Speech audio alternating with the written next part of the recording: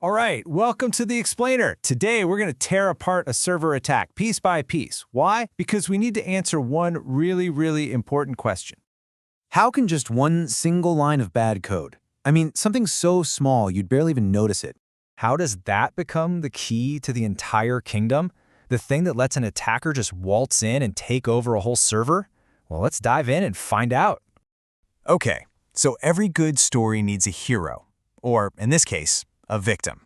And our victim today is this little, unsuspecting web server we're going to call TinyWeb. So, if you look at TinyWeb, it seems totally harmless, right? Its whole job is just to serve up some basic web pages. It handles simple GET and HEAD requests, and it's even running inside a Docker container. That's like a digital lockbox that's supposed to keep everything safe and sound. But, and this is a big but, hidden deep inside is one single fatal flaw. So let's lay out our arena. In this corner, we've got the attacker's machine. This is our command center, where we'll be cooking up and launching our malicious data. And in the other corner, there's the target machine, just chugging along, running that vulnerable tiny web server with absolutely no idea what's about to hit. All right, before we go all in with a major attack, any smart attacker is going to do a little recon first. You got to check if the door is actually unlocked before you try to kick it down, right? So the first step is to just probe the weakness. So the flaw we're going after is something called a stack overflow. And here's a super simple way to think about it. Imagine the server's memory is like a line of mailboxes. Normally, data goes into its assigned box. But a stack overflow is what happens when we, the attacker, send way too much mail. It stuffs our designated mailbox so full that it spills over into the next one.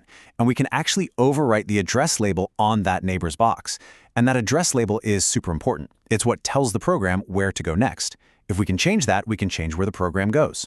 So our first probe is going to be pretty basic. We're literally just going to try to overstuff that mailbox. We'll cook up a request with 1,000 bytes of just junk data, way more than the server is built to handle. Then we tack on the required little r/n characters at the end to make it look like a legit request, and we send it off. The goal here isn't to take control, not yet. We just want to see if we can break it. And bam! It works. The server gets our giant package, the memory spills over just like we thought, and the whole thing just crashes. That's it. That's the signal we were looking for. The server is vulnerable. Now, the real fun starts. Okay, we've confirmed the weakness. Crashing the server was fun, but now it's time to actually control it. We're graduating from a simple poke to a direct assault. And to do that, we need a special weapon. It's called shellcode. Think of shellcode as a set of secret instructions that we're going to smuggle inside our data package. We use that same overflow trick to sneak it into the server's memory. And once it's in there, the whole point is to trick the server into executing our code instead of the code it was supposed to run. Putting this exploit together is kind of like baking a very malicious cake. There are 3 key ingredients. First, we need to find the exact return address to overwrite. For that, we use a tool called a debugger, which lets us peek inside the server's memory and find the perfect spot. That's our bullseye. Second ingredient, the shellcode itself. We're going to generate what's called port binding shellcode. All this does is tell the server, hey, open up port 99999 and just listen for a connection. And finally, we assemble the payload. We take some filler data, our shellcode, and that magic return address we found, and we bundle it all together. So we send our payload, the server's memory overflows again, but this time, instead of crashing, it hits our new return address and gets redirected right to our shellcode. And just like we planned, port 9999 pops open on the victim machine. From our attacker box, we connect to that port and, success, we have a remote shell. We are in. We can type commands and they execute directly on the target server. Now, this feels like a huge win, right? But hold on. There's a big problem. In the real world, pretty much every server sits behind a firewall. And what do firewalls do? They block unexpected incoming connections. So someone trying to connect to a weird random port like 9999, yeah, that's going to get blocked instantly. Our beautiful attack would almost certainly fail in a real-world scenario. So this means we need to get smarter. We need to be stealthier. If the firewall won't let us in, what if we could get the server to call out to us?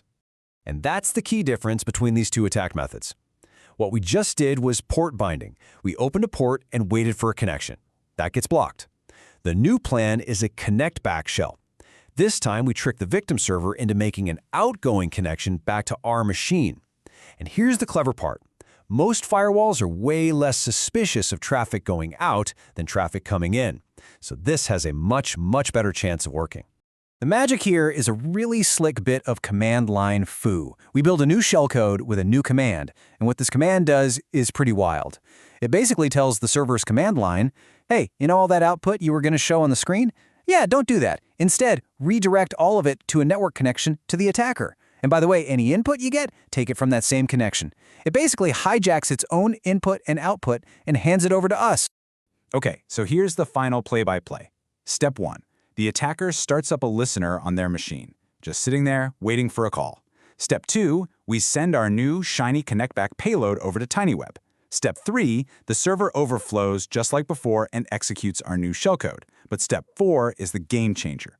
Instead of opening a port, the server itself calls home to the attacker's listening machine. The attacker's machine picks up the call, and boom. Step 5, full remote control is established. We just waltzed right past the firewall. So, there you have it. A complete server takeover. But what's the big takeaway here? And how do people do this on a massive scale? Well, doing all this by hand, finding memory addresses, writing shellcode, it takes a while. In the real world, attackers aren't doing that. They use incredible tools like ProtTools, which is a library that can automate this entire process. Everything we just did, from finding the flaw to getting the shell, can be condensed down into a single script that runs in seconds. And that really brings us to the final and maybe the most unsettling thought. We pulled all of this off against a tiny, simple server with a pretty straightforward bug. So it really makes you wonder, doesn't it? What kind of flaws are hiding in the incredibly complex systems we rely on every single day? The software that runs our finances, our communication, our power grids, that one little line of bad code. It's always out there, somewhere, just waiting for someone to find it. Thanks for joining me.